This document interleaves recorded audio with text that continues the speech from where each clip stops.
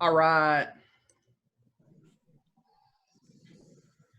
All right, well, let's kick the show on the road. Like I said, I know a lot of you guys have got places to do. We want to be conscious of everyone's time and what they've got going on. So I thought what a better way to kick kind of the series off than to be talking about what most all of us in the repair business, whether we're on the insurer side of this fence, the repair side of this fence, is going to be dealing with right now. And it's really virtual supplements, virtual original inspections. There is some tips and tricks to them, some ways to make them go easier. This isn't the first time in history that insurance has done this. I remember one of my first times of dealing with it was back in '95, and we were doing it with Polaroid cameras. So there are there are some ways to handle this that we've all kind of gone through before in the past. Got some more people that will admit and get in here and get going. So we're going to cover a little bit about the psychology of this. I think it's the number one thing that shops have to understand is there's a lot of psychology in play with any inspection and any supplement, but really now more than ever. So we will go kind of start with that, and then we're going to go through kind of a process of what's the best way to prepare for those so that you're ready to have those FaceTime conversations or phone conversations or whatever it's going to take to get those negotiated and done with. So the first thing we kind of want to talk about here is kind of go into the science of the brain. So anything in life, I don't care what you're negotiating, or what you're doing, whether we've been talking caveman all the way up to 2020, the human brain controls everything that we do.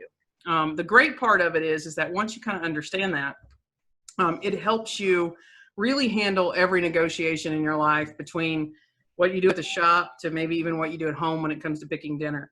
Now, I had the benefit of working several years in claims where we had behavioral psychologists and consumer psychologists, and we had all these people on staff that helped kind of teach us the human brain and how it works, specifically as we were rolling out what was called the national catastrophe teams. So we were really interested in psychology and how that works. So the first two things I want to think about, and I want you guys to think about so that you can keep this in the back of your brain, always makes negotiation a lot easier, is that prefrontal cortex.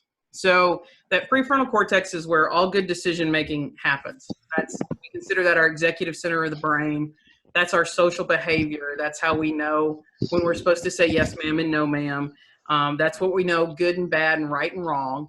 And we make really good decisions, and we are good people when we're working in that prefrontal cortex. Now, setting under that prefrontal cortex, between it and what we call like the base stem of the brain, is our limbic system. And so when this is over, I really want to have shops spend some time researching psychology and the brain and what it does. There's so many other things that are wasting I don't want to say wasting our time, but are drawing us into dark spaces right now. And so now's a great time to really search the brain and what it does. But that limbic system is emotions and memory. So now the good thing about that is that it can make a good memory and a good emotion, or it can make a bad memory and a bad emotion. And that really tells the brain whether it's going to go to the top, to the limbic system, or it's going to go to the bottom. And it tells our body, kind of trains us what's a good experience and what's a bad experience. So if we feed the homeless on say Christmas Eve or whatever, we're going to feel really good about that. And we get these warm feelings, and we feel good when we give and share. And that's kind of our way of rewarding ourselves. So it's like if I train my dog to sit and stay, I give him a little treat. He knows, hey, if I do what she says to do, I'm going to keep getting a treat. And that's how the limbic system trains us.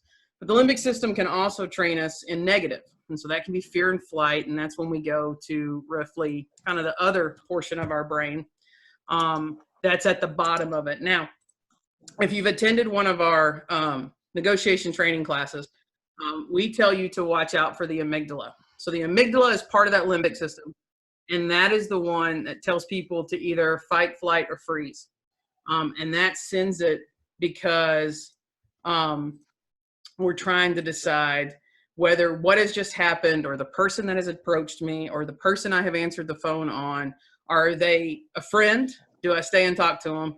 Do I need to be afraid of them? And do I need to just run away? So some of you have called somebody on the phone thinking you're about to, have a negotiation or get involved in something. And then suddenly they have to hang up the phone and get off the phone with you. And you're like, wait, we barely got started. So where did you go? Why did you get out of there? That negative response that bottom base of the brain, that's where all the bad conversations happen. And we want to stay out of there. Now, people ask me all the time, how did you know, what made you believe that this is what governed, most of what was happening in claims and how claims were negotiated, and specifically when it came to what we're talking about? And the answer to that was a little thing called Hurricane Katrina. So that was the last major storm that I was in charge of. Now, I thought I'd gotten a dream job. So I was over claims and I was over CAT operations, and two of my states were Mississippi and Louisiana. And for those of you that maybe are not from Mississippi or Louisiana or have never been to Mississippi or Louisiana, best food on the planet. The claims offices in Louisiana closed every Friday before an LSU home game. It was amazing. So I knew that every Friday, if LSU had a home game on Saturday, I wanted to be in that claim office on Friday because it was going to be nothing but tailgating. So then Katrina happened. And part of Katrina, what we learned was we couldn't get out and about. So the federal government, the state, and the National Guard had shut down. In New Orleans, they shut down all the Ninth Ward. In Mississippi, anything kind of lower of I-20 had been shut down. They weren't really even letting us in there as claims. Typically, we could get into places. We couldn't find a lot of our insureds. Claims, we knew their houses had been leveled. We knew that whole ward was underwater, but we couldn't find people. We didn't know who had evacuated, who was in the Superdome, who maybe had died. And so we had to get kind of creative in how we were handling claims. That's the first time that we ever used Facebook. Back then, college students only had Facebook in 2005, and we could try to find people that way. And we got a little creative on using online claims at that point and kind of doing virtual inspections and doing some things that we had never done before. The only problem that we figured out about 3 or 4 months into the storm was we had the highest rated workers' compensation claims for PTSD that we had ever had before. And that's saying a lot because we'd had Hurricane Andrew, we'd had the Northridge earthquakes, we'd had the fires, we'd had all these major catastrophes, and then suddenly Katrina comes along and PTSD claims are going through the roof. And there's a couple of things at play here. One, it's hard being a CAT adjuster. It's hard being an adjuster in general in times of anytime anything is declared a catastrophe. But we felt really helpless. So a lot of us were stuck in Baton Rouge, or we were in Jackson, Mississippi, and we couldn't get to where our territory was. We couldn't touch our customers. And it was an emotional challenge. And we ended up taking that out on claims. And so as we would go back into the closed file audits at the end of the storm, or if we got a DOI complaint or whatever, we found a lot of that PTSD mentality and how PTSD affects decision-making had been affecting claims. And so in this situation where we're at right now, we are really there where we're back in kind of that same national catastrophe mode. Adjusters are in their homes. If they've been a field adjuster, I mean, if you guys can remember, most of them lasted the last round of layoffs. So if we think of the major insurers that laid off a lot of the field adjusters, the ones that are left now are the ones that survived that. They're wondering if they're going to survive this. They're now at home. They're trying to figure out what's happening with their jobs. They can't do their job. They can't get out and even do things for their family. And so working remote is really going to create a lot of that same PTSD type response and decision making that we had happen in Katrina. Now, the bad part of that, as we go through the slides, looking 2 screens, we're learning how good my screen ability is. All right, so there's a couple of things you got to keep in mind. So when that happens, and when there's that high anxiety, PTSD type decision-making ability, there's some bad things that happen. And you as a shop, when you start handling these claims, need to know this up front. So it's not just a matter of, do I have the pictures? Do I have the car? Have I researched the OEM data? And here's my car and you need to pay me. These are some things you have to do. So anxiety in general disconnects the neurons that work in the prefrontal cortex. So we already know if our anxiety is high, and I'm in a high anxiety situation, I am not working in that center of the brain that makes the best decisions. So that one that I want the adjuster, or I want the party that I'm negotiating with, if it could be even I'm negotiating for a car, or I'm negotiating for a hostage release, or whatever that is, We want them in that prefrontal cortex. We want them making sound decisions. We want morals. We want good and bad. We want right and wrong. We want all that to come into play. But anxiety shuts that down, and that leaves me stuck with that amygdala that usually sends me running to that lower portion of the brain. So, well, more people to admit. Apologies. Get those in there. All right.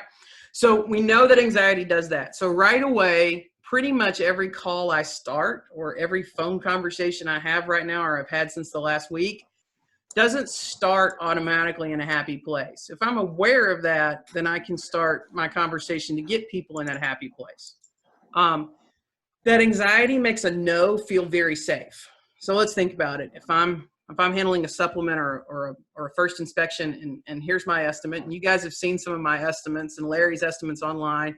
We write really large estimates. So I want to hand that over and get paid. Telling me no is a very safe thing, especially if I'm worried about my job, if I'm worried about making my bosses happy, pleasing them and wanting to stay. Automatically no is safe, and saying yes is very terrifying. And that's one of the things that anxiety does. It also will promote procrastination. So if it's a big decision, if it's a large decision, such as in dollar amounts or whatever, you'll tend to find them put it off, put it off, put it off. So a lot of you can already sense this and say, you know, that makes sense, Kristen, because I've got a really large supplement and I've been waiting on this adjuster for 2 or 3 weeks, and this was before all this happened. Well, that's just the psychology in play there. So that anxiety is going to promote that procrastination. The second thing that it does is it leads to regression. So once I have a high amount of anxiety, not only is no safe, but going even deeper into a safer space makes me feel even more comfortable in that. So some of you, I've seen posts over the last week saying, I don't get it. Things that they were paying for last week, they're suddenly not paying for. This seems to be harder than it was. Well, that's regression taking account. Psychology is wonderful and terrifying all at the same time these days. So let's put that in perspective. Let's think about a loaf of bread, right? So I love this. This is my Jean Valjean example. And for those of you that are musical fans, you'll catch that one for Les Mis. But if we're going to think about the prefrontal cortex, and we're going to think about our basic kind of lizard brain that's at the bottom of fight, flight, fear, and good decisions, bad decisions. If I told you about stealing a loaf of bread, all of you would go, oh no, Kristen, that's a wrong thing to do. We don't steal. Then we don't lie. We don't cheat. We don't steal. Stealing's bad. If I put you in a fear situation, such as if you don't steal or if you don't find food, your family's going to go hungry, then all of us would rationalize the stealing of the bread. We would be like, yeah, you know, if your family's hungry, steal the loaf of bread. That makes total sense. The thing to keep in mind is right now, your supplement is the loaf of bread. So we either want to be to where the prefrontal cortex makes the right decision, right, wrong, good, bad, or we're going to end up down here if we don't get past that anxiety. And that's going to make them, or the person you're with, or even if you're an insurer talking to a shop and you can't get them out of anxiety mode either, it's going to make someone want to steal the bread. And so our job is to get them back to where they need to be. So I get asked all the time, how do you do that? I mean, it sounds simple. I want to get people in a safe space. I want them to feel good about themselves. How do I get them to move forward with that? So I want you to keep 3 basic needs for human beings in mind. If you can keep these in mind, you will become a master of negotiations, and you'll also be really great with your employees at the shop as well. 1, human beings need to feel like they belong. So they need to be safe. So make sure you're creating safe spaces. I always like that. You know, we used to have a nap room or an emotions room at the claims office that people could escape to. When I tell you the psychology bills that came to claims adjusters, you would be great. You would blow your mind to take a look at them. But they need to feel like they belong, which means it makes them feel safe. When we all feel like we belong and we're a part of a group, we feel like we have a safe space. Some of you have reps or people that you work with that you have great relationships with, and the reason that you do is because when they come into your facility, they feel safe. You need to figure out ways to create that safe environment before you even start down the list of what you need or covering your photos or any of those things. The second thing, people need to feel needed. And that feel needed means they need to feel like they're contributing. So if you think about being helpless right now, that feeling of helplessness, if we go back to where we were at Katrina, when we all just felt helpless, there's nothing we could do, we need to feel needed, and we need to feel like we're contributing in some ways. So figure out a way to do that. And we'll talk about some tools for that a little bit later as you go through it. And then the third thing, we need to feel like we matter. We need to feel like we're important and that we have a higher purpose. No one gets up every morning and goes, oh my God, I can't wait to go be an adjuster. I did that job for 20 years. Never at any point in my day did I wake up and go, this is so awesome. I'm going to take 45 phone calls today. Everyone's going to yell at me, and everywhere I go, no one's going to want to see me. So we need to make sure that people feel important and feel like they matter, feel like they have a higher purpose. And sometimes that's hard because we feel like we're not necessarily talking to people that are on the same level, or that someone is standing in between us and what we need, because it's our loaf of bread, right? That's how we feed our families. And it's not how they feed their families. And so sometimes we can get emotional on that as well. So we're going to keep all of that in mind as we go forward. All right. So we're going to talk about a few tools that make that easier for you as you start to handle these and go through this virtual supplements, right? All right, here we go. Tools for use. Okay, first thing, you need to be likable. We talk about this one all the time. There's a good cop, bad cop scenario in every situation. If we're in pretrial negotiations or we're in right to appraisal or working with an umpire, you have good cop, bad cop. I guess you guys can guess. I usually pick good cop. Larry usually plays bad cop, right? But the rule to get things moving along fast first is you need to be likable. No one, like I said, no one grows up and goes, I want to be an insurance adjuster for a living, but no one also grows up and says, I want to be a terrorist for a living either. So make sure you are likable to the people that you talk to. One of my greatest mentors that I ever had a chance to work with was George Avery. George Avery had the horrible job of having to go around and kind of announce parts trader and make that. And for some of you shops that went to some of those meetings, no one wanted that. No one was happy about that announcement, but you would hear people come out of those meetings and go, I really didn't like what he had to say, but I sure did like that guy. And he was one of the best people I've ever met in my life that knew how to be likable. So you may not have agreed with what he was saying, but you liked him and it made you more open to hear it, and then it made you more open to dialogue about it. So keep that in mind. All right, so the science behind negotiation. You are 6 times more likely to close the deal, to get what you want, if the other party likes you. So besides the fact that we know being likable is just a good way to go, we actually have science. So Harvard has studied it. Harvard actually has a negotiation school. You can get a degree in negotiation from them. And so you're 6 times more likely to get your deal closed. The other thing to keep in mind is people are 31% smarter when they're happy. So if I'm not in that amygdala mode, if I haven't gone down to the lower lizard brain, as we like to call it, where I'm in fear and flight, my brain, that frontal cortex where I make good decisions, my executive brain, I'm 31% smarter if people can stay there. So being likable and making people relax and keep them there is also good for you. The faster they can think, the easier they can think, the more they're going to comprehend. It's the OEM information or the repair procedures, position statements, whatever evidence you're giving them to support what you want. If you send them in fear mode, they're going to get out of there. So your goal is to never be the enemy. So sometimes the situation can be the enemy. Sometimes the car can be the enemy in a lot of situations. But you are never the enemy. You don't want them to see you as that enemy. As soon as they do, your ability to negotiate is kind of off the table. They're going to go down in that fear mode. So keep in mind, how do I do that? How do I do likability? So, when I first get you on the phone, or if it's a FaceTime situation, we're just going to chat for a while. How's the weather? Where are you at? What things are like for you? How's your family doing? How are you taking this? What's going on? I want you to relax. I want you to be happy. I may tell some jokes, try to relate something in your town for you or whatever, but I definitely want you to relax a little bit. The second thing to keep in mind that is a struggle for me, was one of the biggest struggles in my career, was your voice tone. So I have a very deep voice, and it wasn't, I'd call people and go, hello, this is Kristen with State Farm, and they'd go, yes, sir. And I'd go, no.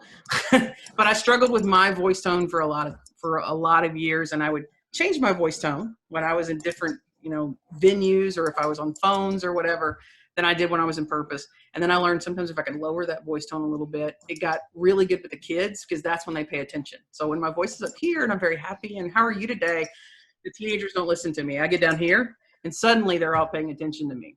But voice tone has a lot to do with keeping you in a positive frame of mind and allowing you to think faster. So you're going to want to be wary of that. If you have someone in your office that has that really deep tone that can be a little scary and intimidating, then they may not be the person right now in your facility that should be handling these virtual inspections. So you're going to want to find somebody that's got that good rapport, that's easy to talk to, that has a great voice, that can just make people, put people at ease. All of us sometimes have one of those in our office. Hey, you know, Steve's really good with people. You know, people love him. They react well with him. So think about it this way. If Collision Hub, Collision Center was open and it was me and Larry in the front office, which one of us should probably be handling supplements right now? Yeah, that's the way we're going to look at that one. Once you've got them in that positive frame of mind, they are going to be more likely to collaborate with you, which is where you want them. You want them problem solving with you and figuring out a way to get this claim handled and get the repair going down the road and them not holding that up any longer. So, all right. So the second thing, or the third thing I really want you to keep in mind is that anytime you are having a conversation, there is what's called the storm of voices. In pre-trial scenarios and depositions and whatever, we usually take what's called a corporate listener with us, and their job is just to sit there and listen and never speak and then give notes later when we leave. But anytime someone's talking, and you're talking to somebody else, there's 4 voices in the conversation. So there's your voice, there's a voice in your head, and then there's the other person's voice and the voice in their head, right? So we all have voices in our head, and sometimes we listen to them. Sometimes we listen to them too much, and we're not listening to what the other people are saying. So when you're handling these situations on phones or on FaceTime, be aware that there's always the 4 voices in the room, and your job is to control the pace of that conversation. So if the tennis match gets too fast, if you're bouncing the ball back and forth the net too fast at each other, and well, what about this, and then this is my position, I'm not paying this, and you paid this before, and we're going back and forth, those voices get very cumbersome in your head. It slows down the thinking. We go back. We're not in that 31% smarter rate. You have to remember to slow it down. And the way we do that sometimes is if I'm on line 2 of the estimate, and then somebody wants to jump around a little bit, I'll just tell them, that's a great point, and I can't wait to get there and discuss that. But for right now, let's just go one thing at a time and just bring them back to the point and take a pause. Okay, now let's get back to this one. I really want to keep that storm of voices slow. The slower I can keep it, the better off I'm going to be getting them where I want to go. It also helps people not run around the room. So if you ever watch videos on YouTube of people chicken herding, chicken herding is a sport right now, and you can do that one because there's less than 10 people in the room when you do it. But you know, it's hard to keep all the chickens in one place, and that's kind of how it is when you're handling a large supplement or a large estimate. Everybody wants to bounce around to where they feel comfortable. And when you get them on something they're not comfortable talking about, they'll jump to something that they go, oh, I got this one. This is the one I'm going to win on. So I want to go to that one. So try to keep that slow. So the next thing, and the hardest one, the second hardest thing for me when I started doing this, besides managing my voice tone, was learning how to listen. So none of us by nature are very good listeners. And we will often miss an amazing opportunity. We're all trying to jump through a window, and the person we're talking to gives us a door, and we completely miss it because we're on our own agenda. Great example of this, I saw a post online, I think it was last week, where a shop was complaining he was negotiating with an insurer over diagnostic charges and seatbelt inspections. The insurance company manager said, well, we'll just have our own people perform them.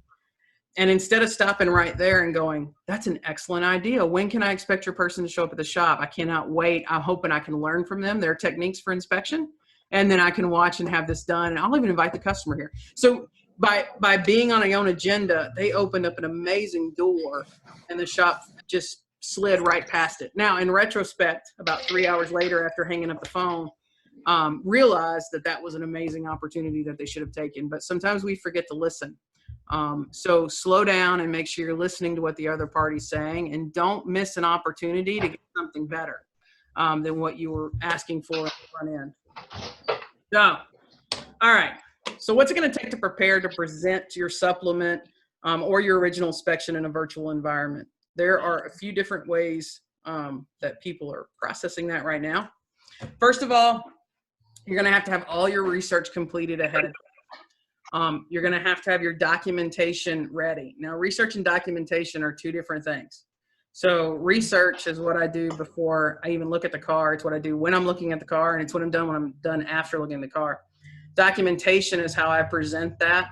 In my mind, I'm always thinking of how I'm presenting that for the court. Now we're going to be talking about how we're presenting to somebody else. So you've seen online where a door and a quarter panel was, almost a foot of paper. We went through 3 reams or 3 different boxes of paper to print it all off in preparation for a court case. I can't just hand that across to an adjuster and go, here you go, here's all the documentation you need to support my estimate. So I've got to work very carefully on how I note that, how I, it's kind of like writing a book report in a way. The third thing is you need to practice. So never just pick up the phone and randomly get involved in a negotiation, whether it's the original estimate or it's a supplement.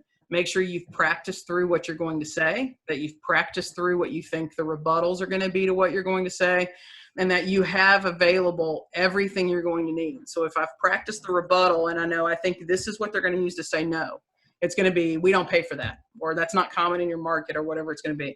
Oh, I've got a piece of evidence over here. I've pulled the Who Pays for What survey that Mike Anderson has, and it shows that 45% of the time this is paid for in my marketplace. Where I'm not going, oh, wait, let me go find that for you without really missing a beat. I've got all that there. And then the last thing is think about is access to that information. How are you going to access it? Quickly, how are you going to share it with your customer? How are you going to share it with the bill payer so that you can get that out there? And a lot of us don't have a really good system for sharing that information.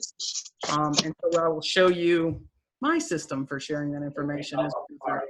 I'm cheap and my system's free, so that works out really well with my cheapness. All right, so let's talk about the estimate. First of all, make sure you are preparing an original estimate. Again, I'm not a fan of rekeying. I can't think of a single good reason to do it for any shop. And that's speaking also from the insurance side, from that 20 years on the other side of the fence. I still can't think of a good reason to rekey because it just muddles up what you're trying to do in the first place. So if you're writing that original estimate and putting out there a preliminary estimate, you're going to want to think really long and hard right now about your detailed line notes. So anytime you're making an estimate, you're going to want to kind of pretend like you're preparing it for someone that's never seen the car before, never seen the claim before, almost even for the customer's mentality. But make sure you have very, very detailed line notes. I think of it like a book report. That's what I tell people. So if I'm writing a book report, I've got my bibliography at the end of it, and it's supporting everything that's on there. So one way to do this, in addition to really detailed line notes, is if you have something on your estimate that's referenced in a procedure. So let's say I am replacing a quarter panel, and then under that quarter panel, I have all of my non-reusable materials or materials needed for application. So my seam sealers, adhesives, rivets, if it's called out in a procedure or whatever. As I'm writing those lines, I may give it a letter. You may choose for it to be a number system. I like a letter system. So then when I'm saving my repair procedures and position statements in my Google Drive for that RO number, they are cross-referenced with that letter. So that anybody coming in, specifically for us, let's say it's a plaintiff attorney that's coming in and looking at that, they can very easily see that that line on the estimate references procedure A. They can jump to procedure A in the folder, and then that lets them know right away what they need to, oh, okay, I get it. Here's the reference for that. Here's the for that. It makes it easy. We're going to want to keep it as simple as you can for the people that are reviewing these. Hopefully, a lot of you have written in and said that you're still getting to see your field adjusters in a way. So that makes it easier. And then some of us are going to get put in rotation, and we're going to be back into what we call the in-office adjusters, people we've never dealt with before.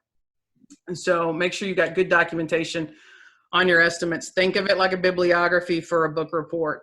How easy are you making the reference? And so if you hand this to someone that's not necessarily very familiar or knowledgeable about OE procedures or whatever, can they easily go find what they need and make it match?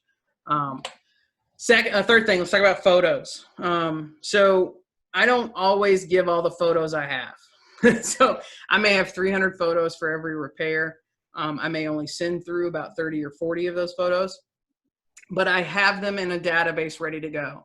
So you need to be thinking about, does your photos tell the story? We used to say that all the time when we were teaching estimating school, but your photos now have to be very specific, which means you're going to need some sort of objects and markers and pens and a way to kind of write out what you're doing there. There are some great systems on the market. So big fan. We use your stuff a lot.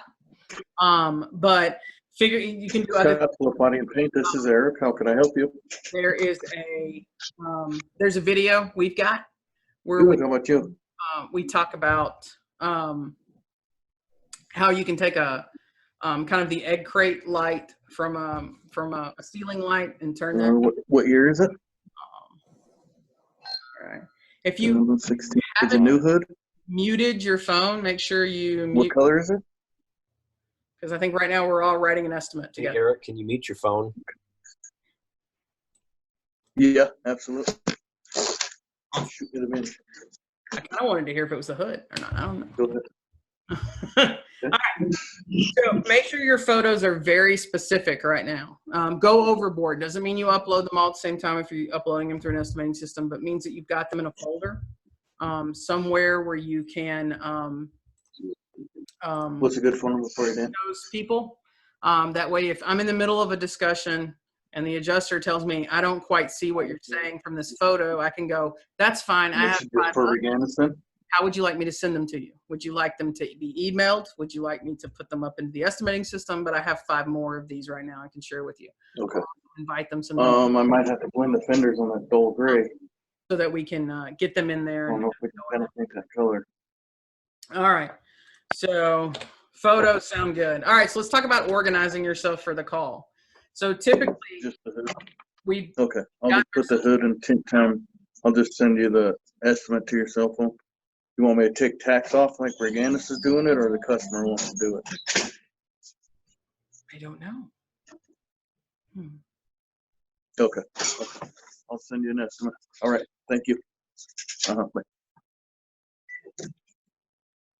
Okay. Oh, hey, how you doing, Nick? All right. I didn't go to lunch.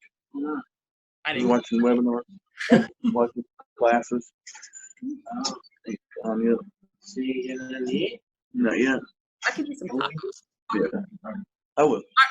All right, so let's go back and think about how we're going to do this. So the key for you guys is getting organized in some way. And I'll tell you right now, estimating software systems that you upload to are really not great ways to get organized because you're going to want to have all this at your fingertip.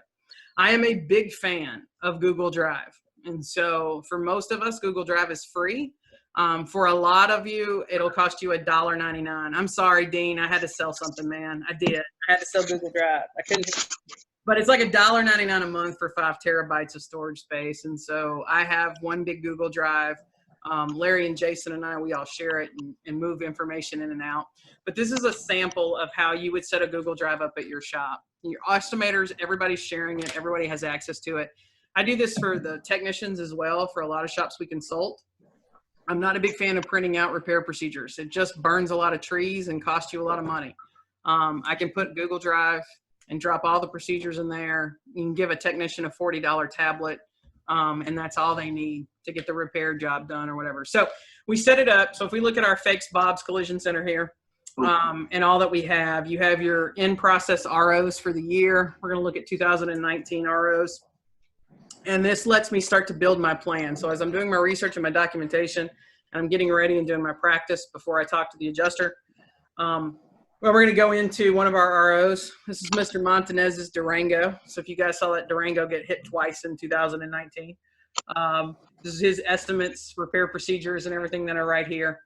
At a click of a notice. So if I happen to catch the phone because somebody's walking through and I've been playing phone tag with somebody, and they want to talk about something, even from my phone, I can get into this Google Drive. So everything I needed to know about Mr. Montanez's claim on his Durango is right here for me.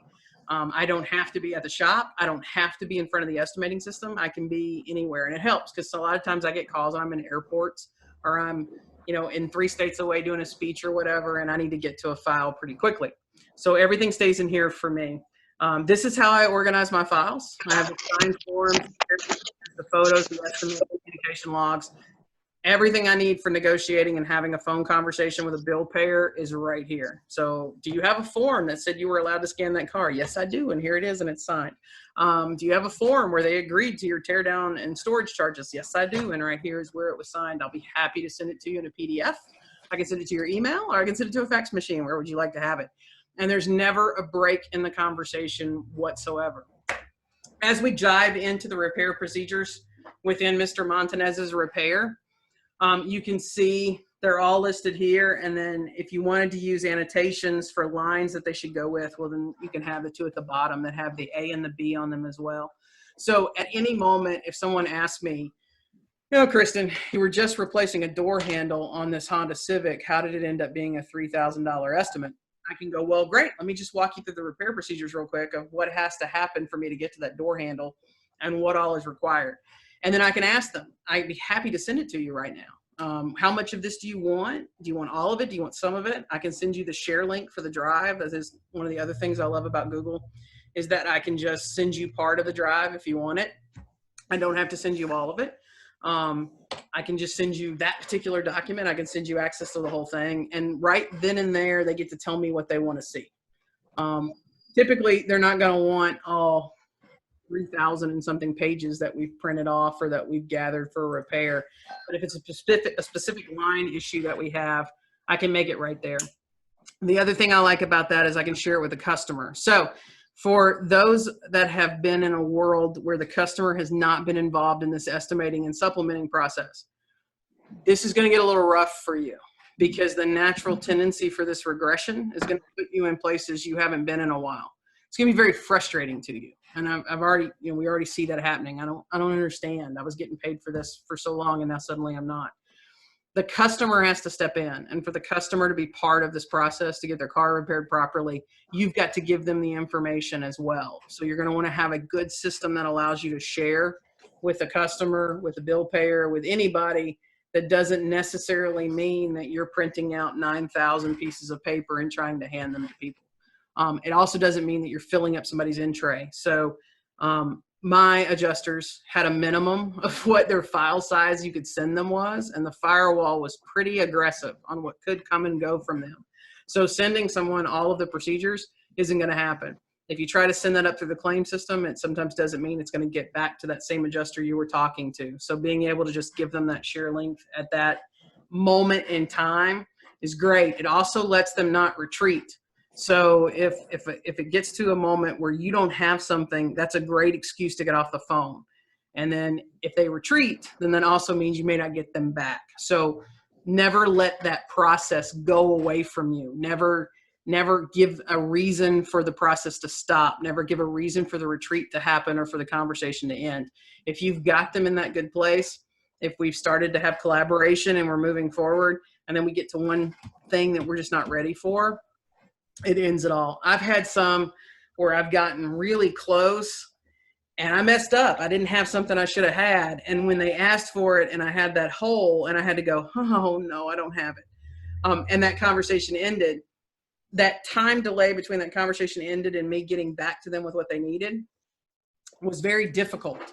And what it did was it allowed that kind of like remorse to settle in. So when I'm teaching a negotiation class, I always tell people, you can remember there was a time either with your spouse or somebody, your kids or whatever, you had an argument and, you separate, and about 3 hours later, you're driving home and you're going, I should have said, and if I'd have said this, then they would have said this, and then I would have countered with this, and I would have won the argument. That regret mentality that takes place when a conversation ends, as soon as I end that conversation with that other bill payer side, that's what they start doing. Man, I never should have. I can't even believe I agreed to get that far. So if we'd have gotten up to $3,500 of agreement, I may start back with them on the second phone call, and they may have dropped back down to the $1,500 again, and I'm having to reclimb the mountain that I had already worked so hard before to climb. So make sure that whatever system you're using for documentation and having it is shareable to multiple parties, and it's instantaneously shareable. So it's not something you got to wait to upload and they got to wait to get downloaded. So I love Google Drive for that. Some people have used Dropbox as well. I hear a lot of that. Google Drive is just much more user-friendly for me. Google links are very rarely blocked A lot of people allow Google access because of they want adjusters to research and do things. So I've had great luck with getting Google Drive in and out. So it's a great tool. So I want to bring this back because I'm trying to make sure I get you guys out and back to work on time. Just some things to keep in mind as you move forward in this. Please keep in mind that everyone on the other side of the phone, whether it's just a phone call or whether it's FaceTime or you're doing the virtual assist with Allstate or whatever it is, it's another human being. I spent a lot of my career there. Right now, they are scared. They're the few that thought they had survived the last, cut, believes that this is going to be the final cut for them. In a lot of ways, this is going to march artificial intelligence and virtual claim handling a lot faster than it was going to before. We're gonna wake up from this, and everybody's gonna realize it kind of worked in a way. So they're in a rough place. So not only are they worried about their jobs, but they're also worried about their families and everything, just like you are. They're sitting in call centers. That opening picture. It is not a great place to work, and it's not a great place to be. I don't know how they're keeping people 6 feet apart. I'm just thinking about the call center. A lot of them are working from home that can, but basically the managers are home and the claims adjusters are still stuck in the office in a lot of ways. So keep in mind this is a human process, and be as kind to them as you would like them to be to you. And that doesn't mean that your kindness will be returned to you. We do like the principle of reciprocity, but it doesn't necessarily mean you're going to get it. Just keep giving it and let yourself keep your frontal cortex going. So first, create safe interactions. A lot of us like to start negotiations with a punch in the nose. And a lot of that is because we feel frustrated that we're even having to have these negotiations in the first place. Why am I even having to ask this person to approve what I've written? I'm the repair expert. I've done the research. Just make sure that you first are creating kind of a safe space, whether it's, a teddy bear, and whatever it is, just create a safe space for them. Those safe interactions will build that rapport. That rapport will build trust. That trust will let you get what you need faster. Try to work on connecting in common principles. So one of the things we talked about earlier is that saying no is safe. Go ahead and let them say no to some things. So make sure you have some calibrated questions in which the answer is no. And the more no's they give, the more safe they feel, the more happy they become. Then you can start getting down to the nuts and bolts and brass tacks of your supplement.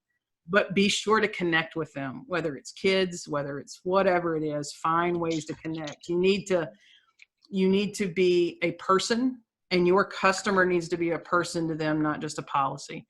One of the tips we use for this in negotiating training is use their name, say their name often, and say the name of your customer often. Not Miss Smith. If her name is Susie, say Susie. We want to get Susie's car repaired. We want to get it back to her. She's an essential worker. She's got some things she needs to do, and this is essential transportation to her and her family. Can you help me get this done today? So I've made a connection, and then I've also made them feel important. I need your help. I need your help getting this claim handled today. And the last part is reciprocity. So people feel obligated to return a gift when people give them a gift. So we've all had that employee that we don't like, that nobody likes in the office, and no one gets them a Christmas present, but suddenly they run in on Christmas Eve, hand you a Christmas present, and you're like, I didn't get you anything. Or we lie and we say, I got you something, I just forgot to bring it. And then we're all at lunch at Walgreens at noon searching for the last stupid present we could find. We walk in and give them some sort of crazy chocolate bunny thing left over from Easter because it was all we could find on the shelf on Christmas Eve at Walgreens. Watch this. Come around. And we make up, that's reciprocity. So somebody we didn't even like, we rush out and buy them a gift because we feel obligated because they got us a gift. So think about things that you can do throughout the negotiation process that brings to play the principle of reciprocity. Sometimes if it's a long repair, that may be that you rental. You may agree and say, hey, Dave, if we can handle this today, if we can get this knocked out today and come to an agreement on the amount, I'm going to pick up the rental. So starting from today forward, you don't have to pay the rental. I'll pay the rental. Well, that's nice of you. You're only, if I pay this whole supplement, you're going to take over the rental. figure out some ways that you can do something for them. Just little things makes them feel like they need to do things for you. Reciprocity also prevents that buyer's remorse feeling. So when the claim's over and it's closed, we don't want anyone to ever feel like they were taken advantage of, that we got them, so to speak, because eventually we're going to have to cross that road again. We're going to get another claim. It's going to be the same insurance company, or this is going to be the same customer, right? Same, Miss Smith's going to come back in, and we don't want her to feel like we got her either. So make sure that you use reciprocity as a way to cross the bridge both ways. That's a good thing to do. So that is about as fast as I want to cover that principle in an hour. Main thing to keep in mind, folks, is this isn't about the car. This isn't about how great your estimate is. It's not about how great your documentation is. You need to be very aware that you're dealing with psychology right now. And in a lot of cases, you're dealing with PTSD's responses. So the anxiety response to the trauma or to the events. And if you can keep that in mind as you are talking to these people on the other side of the phone, customers and adjusters, you will get much further. It's hard to do because remember, that's our loaf of bread. That's how we feed our families, very much how we feed our families. Our ability to survive is directly tied to that repair. It was easier when I was an adjuster and I just got a check every 2 weeks for no reason whatsoever. So a lot to keep in mind there. Now, if there is any questions, I'm going to go through the questions on the side. Mr. Barton, have you been watching any of those roll through? I have. Okay. What do we got out there? Well, some stuff about Google Drives and insurers not being able to access it, IT policy issues. Yeah, it varies from insurer to insurer. It also varies on between what that adjuster's role is. So sometimes field adjusters have greater access through the VPN than the ones that are stuck in claim centers do. You just have to ask them, how can I get this information to you today? Some of them may say, hey, you're going to have to email it to me. Great. What's your direct email? So instead of emailing it to team63@statefarm.com, you get to mail it to, I was kristen.felder.g49j. That was my email. So you can email it to that or whatever. So, but as long as I have it ready and I can send it to them right away, we have a phone call, and I don't think Blaze is on here. We have a phone call of recorded negotiation that Blaze had done, and he had everything right away, and he was dealing with a farmer's adjuster, and he simply said, I'll email it to you right now. And the adjuster was like, oh, that'd be great. Here's my email. And he sent the send button, and then the adjuster was like, okay, I have it. Let me open it up. And they did a great negotiation right there just by sharing the information and having it at your fingertips. But proprietary for OEM information, we get that question a lot. The OEs really don't have a problem sharing it with the consumers that bought their cars. What the OEs have a problem with is when we start copying it, handing it out, or posting it on Facebook and giving it away to other shops. So they'll share it with adjusters when they call in. They'll share it with insurance companies when they call in. It just needs to be specific to your handling of that vehicle. But you can feel like copying and pasting procedures and giving them to Bob, the body shop down the street. That's when copyright laws get a little tricky. But I haven't had an OE yet that's told me we don't want you sharing stuff to get our customers' cars fixed. And Jason, have you had them tell you they don't want you sharing stuff to get them? Yeah, not a whole lot. Not for customers anyways. Yeah.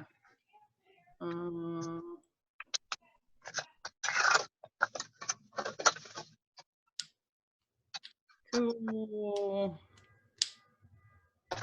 Awesome. Josh, IT, I've not had a situation yet where an adjuster's not wanted to get into a file because he's worried about an IT or if I'm infected or a virus or whatever. We have a one shop.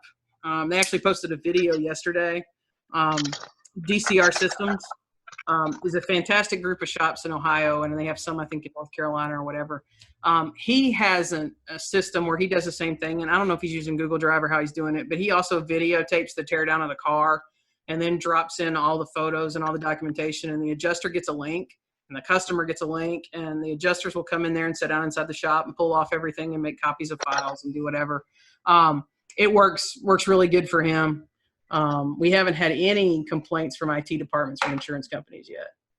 Some of them are massive lockdown. Some of them want to handle claims as well.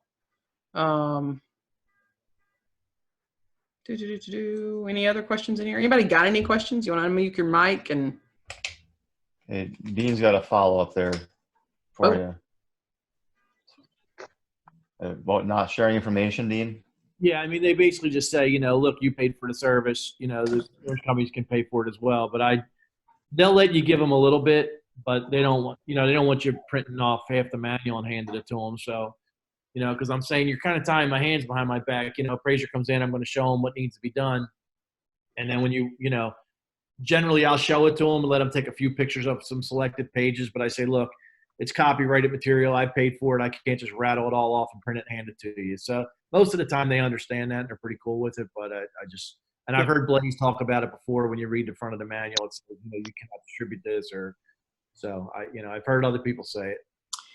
Yep. Yeah, and that's in there. When we talk to the OEs and I ask them, hey, I'm going to send this, because for us, we end up putting it in a lot of court filings as well, right? I'm fixing to put this in a court filing. If it's a few pages, if you're giving, do you want to print the 12 inches or whatever of paper that we have for that Audi right now? God, no. And as an adjuster, I wouldn't want that either. I don't even want that in my file. I don't want to reference that. I don't want to be responsible for that. I'm just going to ask you for the things that are in question, if you can help me document. Because, going back to it, it truly is. If you can document the file, you can pay for anything. Some adjusters are just scared to do the documentation. They're scared to be the one that's different. But, if you give them the armor that they need to get you paid,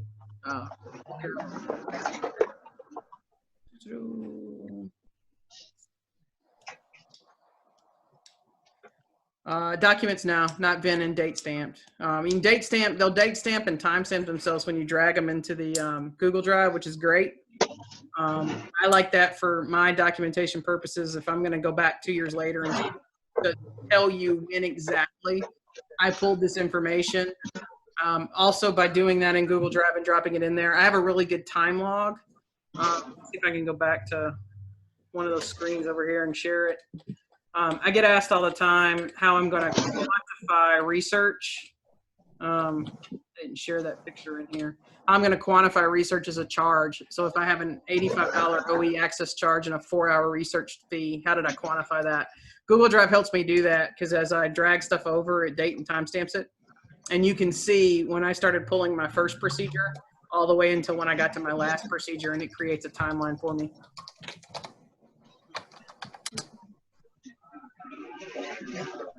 I've also started writing a lot of estimates without the bin. Trying to get around some of the reporting issues with Carfax right now. So that tends to make people angry. Estimates without a bin. Anything else? Oh.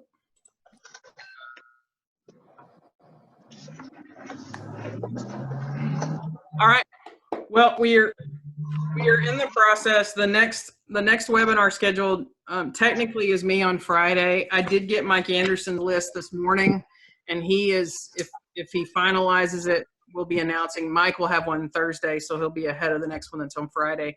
And then next week ramps up with estimating. Jason's got some technical points going through. Jason's also lined up some guests. Jason, you want to give a little preview of some of the people you've lined up? Because it's kind of awesome. Yeah, I think so too. So we've got Miller Electric's probably going to come in and talk about electrode wire selection and some of the challenges and why it's important to make sure that you're using the proper electrode wire, not just the thickness, but even the makeup from time to time. We're working on getting ProSpot in, GYS equipment. We've got Dr. Parker, who we worked with on respiratorhub.com.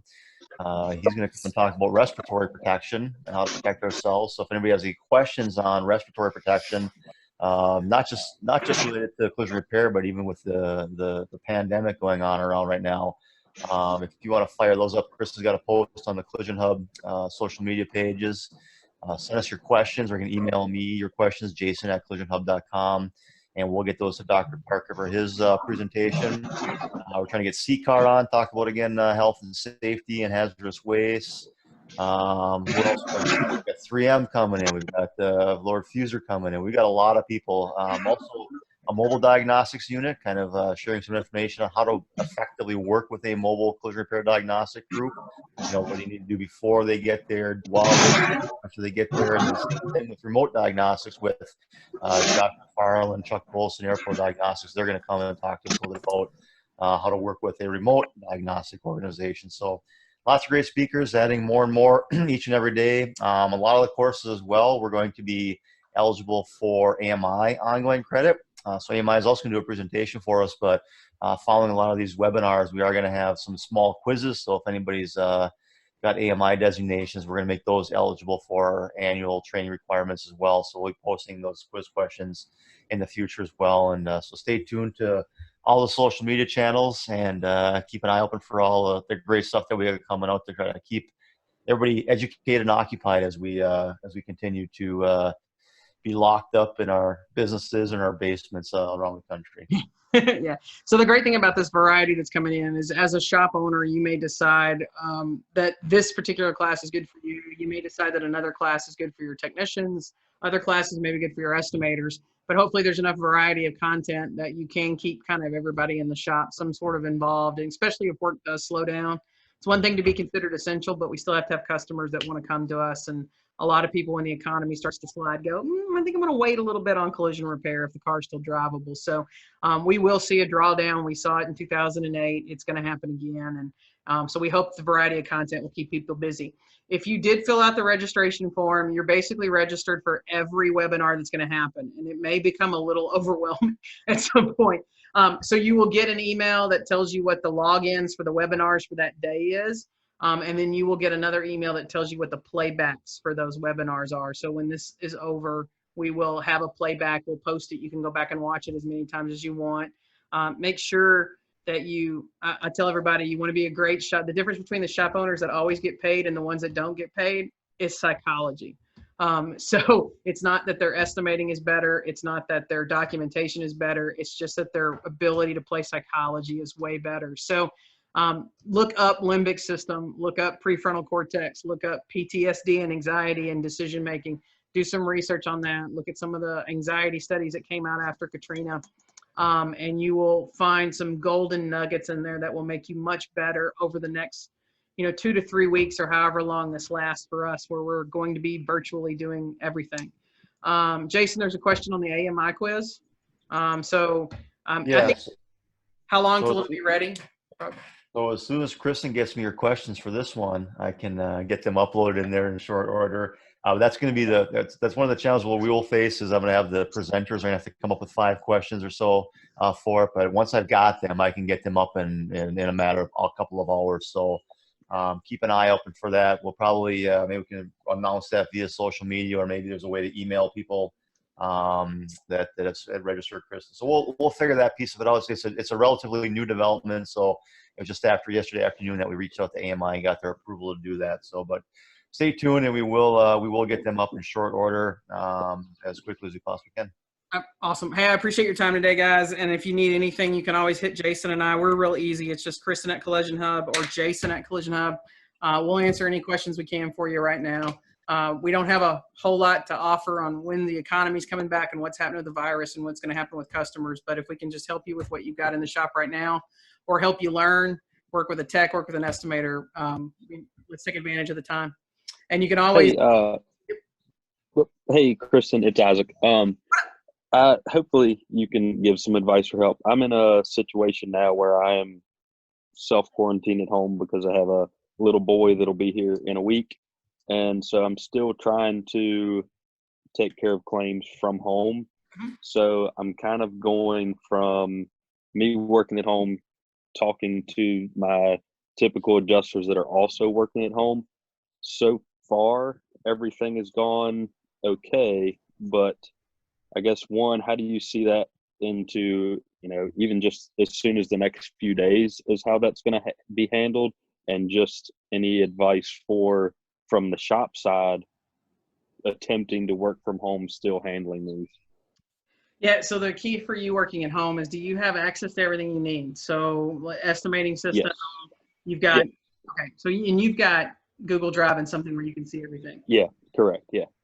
So first of all, make sure that you're doing some sort of check-ins on a regular basis, video-wise. Zoom, what you're on right now, Zoom is free.